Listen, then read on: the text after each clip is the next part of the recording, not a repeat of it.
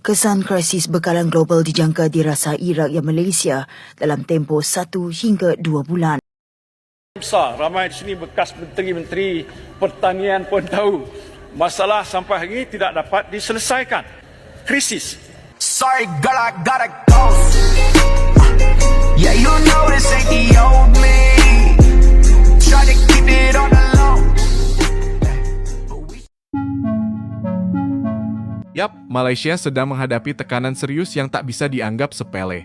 Dalam beberapa bulan ke depan, tepatnya Juni hingga Juli, ancaman krisis pasokan stok nasionalnya. Hal ini seperti yang disampaikan oleh penasehat ekonomi Malaysia. Bukan cuma soal BBM, tapi jua pangan dan sudah merembet ke sektor lain seperti obat-obatan dan alat kesehatan. Harga alat kesehatan bahkan dilaporkan melonjak hingga 40%, sebuah angka yang jelas memberatkan masyarakat, serta akan terkendala dengan susahnya mendapatkan pasokan baik dalam bentuk bahan baku. Situasi ini memperlihatkan bahwa masalahnya bukan sekadar fluktuasi biasa, tapi sudah menyentuh kestabilan ekonomi yang lebih luas, dan sudah membuat warganya resah.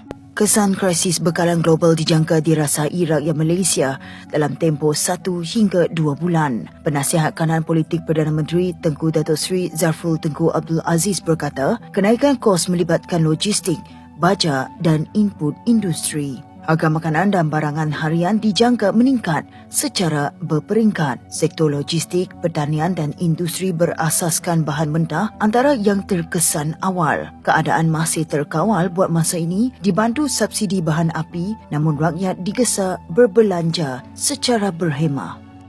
Baik, seterusnya orang ramai kini boleh mengakses Global Supply Crisis Malaysia Dashboard 2026 yang dilancarkan kerajaan hari ini sebagai platform pemantauan berpusat berkaitan perkembangan semasa krisis bekalan global. Dashboard yang boleh diakses menerusi Global Supply Crisis Malaysia Dashboard 2026 itu diwujudkan untuk memberikan maklumat yang lebih telus dan sistematik kepada rakyat berhubung situasi semasa melibatkan tenaga, komoditi, kos sara hidup dan juga ekonomi negara secara keseluruhannya.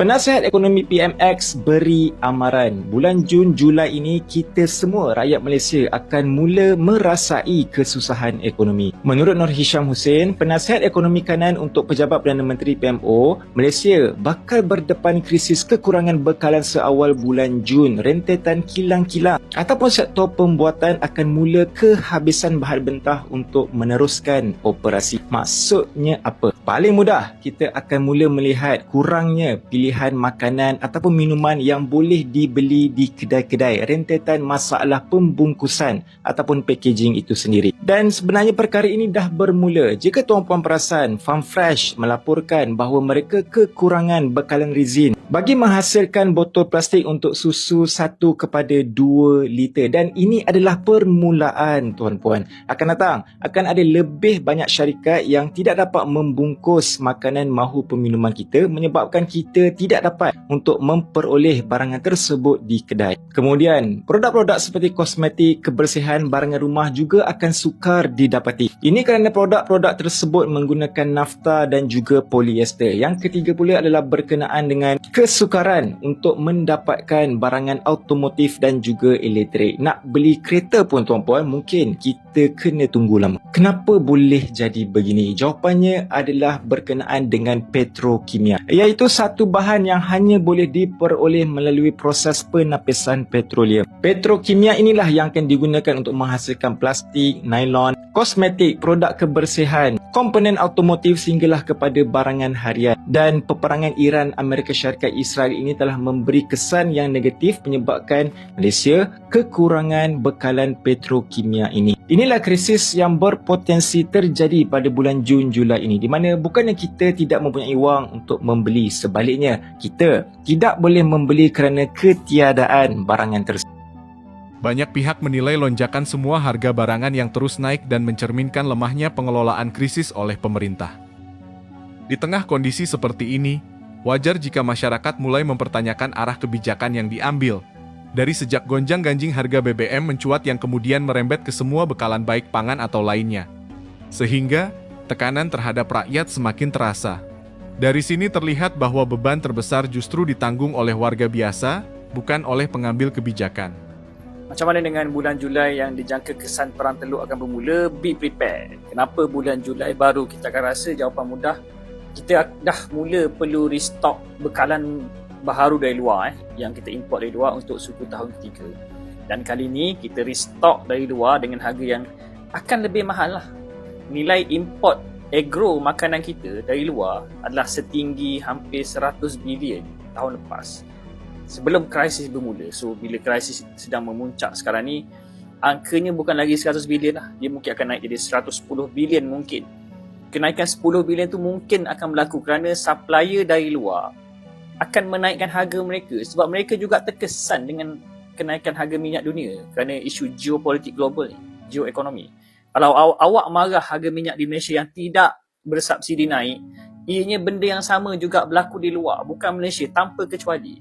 Ramai rakyat Malaysia rasa perang Iran-US ni dah tamat.